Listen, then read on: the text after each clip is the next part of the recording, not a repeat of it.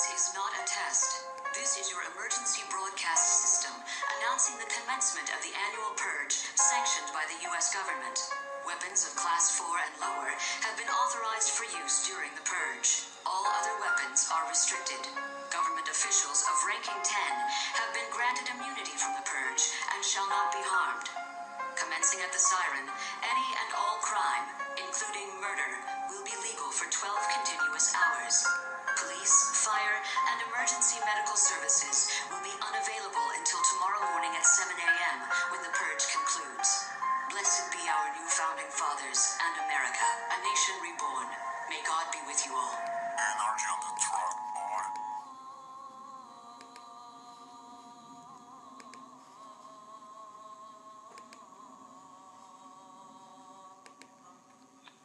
In a series of events that led me to be.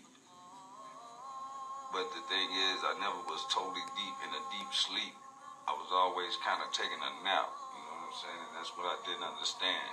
And I'm going to give you a glimpse of how it looked prior to me waking up, which caused me to know that which I already knew was real.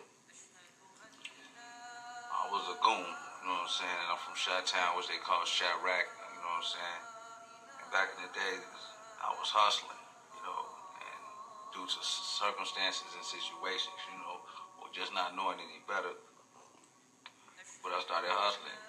But I didn't start off hustling, I started off going to school. And I always had this itch in school. That's why I know how children feel when they say they got ADD, like, it's some bullshit. You know what I'm saying? What the fuck this got to do with my future? Or what the hell is going to serve me, you know, a purpose in life other than getting a job and working for somebody? And then if I want to be my own, you know, I guess successful, I go to college. So that's like 4 more years of school.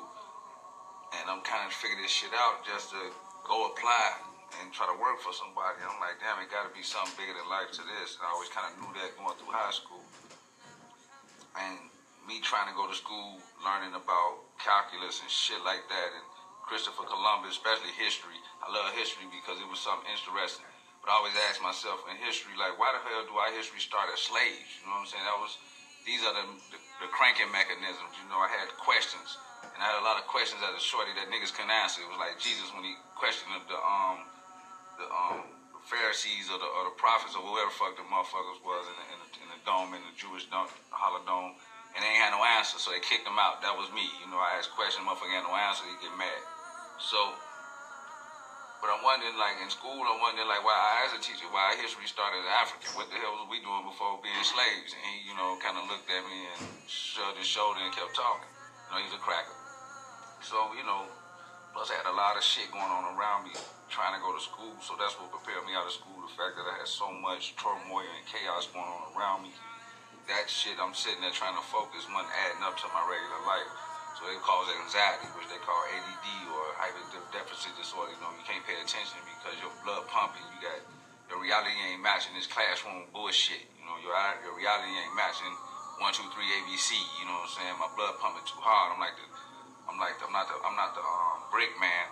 I'm the pack man. You know, I gotta watch out for the police, stick up man, and the gangbangers. The brick man just gotta watch out for the police, so he breathing heavy. That's the crackers. You know what I'm saying? They ain't got nothing to worry about me. They're pampered in life. So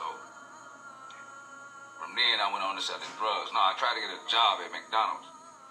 And I got a job at McDonald's, but the problem with that was I kept falling the fucking sleep. I was working so goddamn hard, and, you know, it wasn't adding up. But I thought it was adding up, but it wasn't adding up. Then my buddy came to me like, Joe, with a butter knife and some crack. Like, Joe, let's do this, $300. That was back when you could get $300 off an 8-ball. So I like, fuck it. You know, whatever that is, let's do it. You mean I can break this shit up and sell it. But then what happened was in my memory bank, I was already bred for that because in 4th grade, I remember them teaching us about crack around the time 1984 or something. I don't even fucking remember. It was advertised, it was like they was advertising the shit. They call it warning the children, but I'm in 4th grade, 3rd grade. Why is you showing me pictures of cracks and volumes? I had no idea they was lining me up for my future because when my buddy came with that butter knife with that same crack I seen in the volume and the money I seen in that little post, that picture they showed me in 3rd grade, it connected. I'm just giving y'all a glimpse of mind programming from my point of perspective. Now, if I wouldn't have never seen the crack in the vial, I would have probably looked at them like, man, what the fuck is that, man? I don't want that. I would have been more disagreeable towards it than familiar to it. You know what I'm saying? And that was through the mind programming in 4th grade when they showing us crack in grade school, and not even grade school, just baby school, you know. So I said, fuck it, I did it. Nothing else was done. But I always knew these rules. It was this thing in my head, nigga, I know you finna golf into this world, and it's finna be wolves, so you gotta be a wolf you gotta be a sheep amongst wolves. And on top of that, I ask you one thing, not to kill nobody. Therefore, if you do make it through, you become a God King, and you go through the hell, the fire, so you had to go through hell to get to heaven, which was my life, selling crack and gangbanging to get to this point now. And it was almost like Daniel in the lion's den, you know what I'm saying? And the king, Caesar, threw Daniel in the arena with the lions. And the lions represents the beast out there in the field, and can you tame the lion and the beast within the inner self? Because if you can contain the inner self, then you can contain them out of niggas. You know what I'm saying? So, I contained the inner self. So when Caesar threw me in there with the lions, I started rubbing the lions, and they were sitting there kicking at me, which was the wolves, thugs, thieves, and killers that Jesus hung around. You know what I'm saying? And I use these religious terms only because this is 89% of the population is Christian, and I'm grew up in this shit myself, so And I was rubbing the lion, meaning I tamed my lower self. I knew how to shoot at a nigga, but I didn't shoot at his head. I shot at his foot. You know what I'm saying? Shit like that, just to let them know I kill your ass. Just get the fuck up off me. You know what I'm saying? So I contained the lion. So they like, damn, the Caesar, like, how the hell? Now Caesar is the white man, J. Edgar Hoover, in the manifestation of the spirit, and his sons out here trying to fuck us up. You know what I'm saying? But this the year 2015, 18, J. Edgar Hoover type shit. He's like, man, how did this motherfucker not die? He's thinking before he moved. Evidently, he should have high anxiety. How did he act? You know what I'm saying? How did we not kill him? So basically, he kicked us in the fire. Me, Daniel, and his guys representing me, Blau. My buddies, Sticks, them. We in the fire, and somebody came down there, and they like, Joe.